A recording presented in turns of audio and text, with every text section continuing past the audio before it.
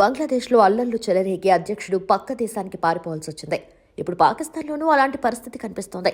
ఇమ్రాన్ ఖాన్ సపోర్టర్లు ఇస్లామాబాద్ను ముట్టడించారు. చుట్టూ దిగ్బంధించడంతో ప్రభుత్వం ఆర్మీకి కాల్పులు ఉత్తర్వులిచ్చింది.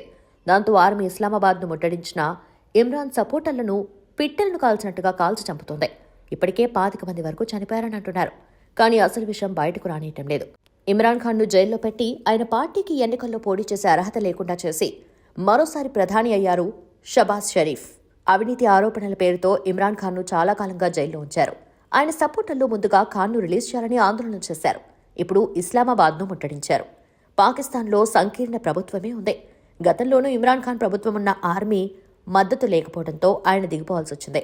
ఇలాంటి కాల్పుల ఘటనల వల్ల పాకిస్తాన్లో పరిస్థితి మరింత దిగజారిపోయే పరిస్థితి కనిపిస్తోంది. బంగ్లాదేశ్లో కూడా షేక్ హసీనా తన ప్రత్యర్థి అయిన ఖలీదా జియాను ఏళ్ల తరబడి జైల్లో పెట్టారు. ఇది కూడా అక్కడి ప్రజల్లో తిరుగుబాటుకు కారణమైందే. ఇప్పుడు ఇమ్రాన్ను జైల్లో పెట్టడం కూడా అలాగే అవుతుంది. అయితే షేక్ హసీనా ఇండియాకు పారిపోయారు, కానీ షబాజ్ షరీఫ్ మాత్రం పారిపోవాల్సి వస్తే ఇండియాకు వచ్చే ఛాన్స్ లేదు.